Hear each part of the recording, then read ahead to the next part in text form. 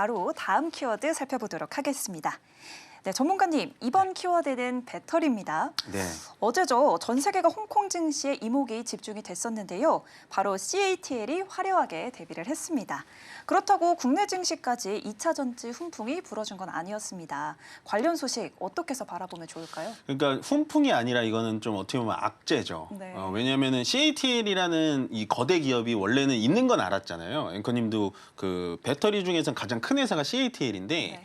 원래 이제 중국 심천 증시에만 상장이 돼 있어서 외국인들이 투자를 못했어요. 투자를 할 수가 없거든요. 네. 근데 그게 홍콩 증시에 추가 상장을 하면서 이제는 외국인들도 CATL에 투자를 할 수 있게 된 거죠. 그렇게 되면 우리나라에 가뜩이나 없었던 외국인 비중들이 어차피 배터리는 CATL 1위니까 우리나라에 있던 배터리들을 팔고 CATL로 넘어갈 수 있지 않을까라는 투심이 계속해서 배터리 주가를 낮추게 되는 영향이라는 겁니다. 실질적으로 뭐 미국의 ISA 법안이 세제 혜택이 폐지가 되면서 배터리 종목들이 좀 조정을 받는 거는 맞았는데요. 제가 이렇게 조금 더 분석을 해보고 확인을 해보니까 아마도 이 세계 1위 배터리 기업인 CATL이라는 회사가 홍콩 증시에 상장이 되면서 우리나라 배터리 사에도 상당히 좀 부담이 작용하지 않았을까라는 생각이 들고요. 저는 배터리 쪽에 대해서는 그래서 조금은 좀 심각한 말씀을 많이 드리고 싶습니다. 물론 제가 중국 쪽의 기술이 더 좋다라고 말씀을 드리면 거기에 대해서 좀 못 받아들이시는 분들도 굉장히 많겠지만 지금 보시면요. 일단은 이 CATL이라는 회사 자체가 좀 엄청난 것 같아요. IPO 상장만 통해 가지고요. 6조 4천억을 조달을 했습니다. 예, 이거는 현재 세계 기준입니다. 우리나라 기준도 아니고요. 홍콩 기준도 아니라 세계 증시 기준에서 올해 가장 많은 금액을 조달을 했어요.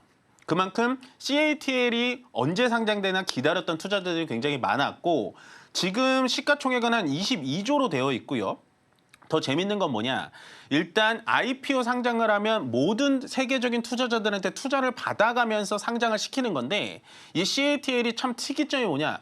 미국에 대해서는 자산을 투자를 받지를 않았습니다. 미국의 투자 자체를 거부를 했어요.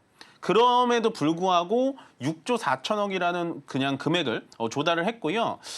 더 조금 무서운 게 뭐냐면 CATL 잘한다라는 얘기는 많이 했지만 지금 보여드리는 이 장표가 상당히 좀 부담스러운 장표다라고 보시면 될 것 같아요. 현재 전 세계 배터리의 점유율을 제가 좀 만들어 온 건데 이렇게 따온 건데 CATL이 현재 전 세계의 37.9%의 점유율을 가지고 있습니다. 2위가 어디냐? 비아디 다들 아시죠? 중국 업체입니다. 17%. 거기다가 그 다음 3위가 다행히도 LG에너지솔루션인데 10%고요. CALB라는 회사 중국 회사입니다. 여러분들 잘 모르시겠지만 중국 회사고 그다음에 SK온 4.4%, 파나소닉 일본 업체, 삼성 SDI 3.3%예요. 밑에 요거 두 개 업체도 다 중국 업체입니다, 여러분들. 그러면 제가 여기서 말씀드리고 싶은 건 뭐냐면 LG에너지솔루션, 그다음에 SK온, 그다음에 삼성 SDI를 다 합쳐도 지금 한 18% 정도밖에 나오진 않거든요. 예, 우리나라 배터리 3사를 다 합쳐도 18%입니다. 그러면 비아디를 겨우 이기는 점유율 수치고요. CATL한테는 정말 뭐 못 미치는 그런 수치라고 보여줄 수 있는데 당장 이 장표만 본다면 상당히 좀 우리나라 정말 배터리 큰일 났네라고 생각할 수는 있는데요. 물론 그런 건 있습니다. CATL과 비아디가 전체적인 배터리 시장에서 50%의 비중을 넘게 가져가는 이유는 제가 봤을 때는 중국의 내수 시장에 대한 비중이 굉장히 크기 때문이에요. 중국인들이 일단은 인구만 해도 10억 명이 넘다 보니까 거기다가 중국은 약간은 이제 뭐 이렇게 공상단 체제다 보니까 전기차로 아예 전환을 하자. 우리 전체적으로 전기차로 바꾸자 막 이렇게 나오면 CATL과 비아디의 배터리를 쓸 수밖에 없는 영향인데요. 저도 맨 처음에 CATL과 비아디의 배터리가 이 정도로 비중이 넓어져 갈 때는 그래도 중국 내에서만 그렇게 강한 건데 뭐 얼마나 강하겠어 라고 했는데 그 다음 장표가 바로 이거거든요. 현재 CATL의 매출 비중입니다. 보시면 중국 쪽에 대해서는 70%고요. 이게 해외라고 되어 있지만 거의 유럽입니다, 여러분들. 유럽 쪽에 대해서는 30%나 늘려놓은 거예요. 요게 2021년도, 2022년도 우리나라가 전 세계 배터리의 점유율이 1위를 차지할 때는 중국의 배터리가 유럽 쪽에 12% 정도? 17%군요. 17% 정도밖에는 활약을 못하고 있었는데 요게 2024년도 오니까 거의 2배가량 뛴 거거든요. 그만큼 중국의 내수 시장을 뛰어넘어가지고 이제는 세계적인 시장으로 발을 뻗쳐 나가고 있다라고 생각을 해주시면 될 것 같아요.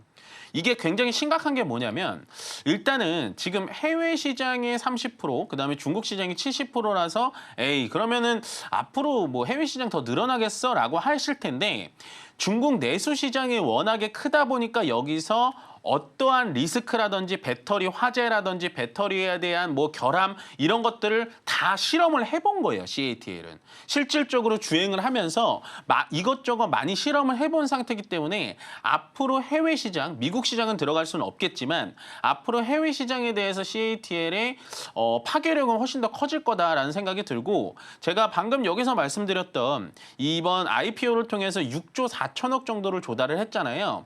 그럼 이 금액을 어디다 쓸 것인가 제가 유심히 보니까 유럽 헝가리 공장에다가 90%를 다 투자를 한다고 합니다. 그만큼 앞으로의 CATL은요. 중국 내수 시장뿐만이 아니라 유럽 현지에서도 계속해서 공장을 지어 나가면서 현지 조달을 가능하게 된다라는 뜻을 보시면 될 것 같고 결국에 CATL이라는 배터리를 안 쓰는 자동차 회사는 없어요. 지금 테슬라도 CATL 걸 쓰고 있고 뭐 우리가 잘 알고 있는 독삼사라고 하죠.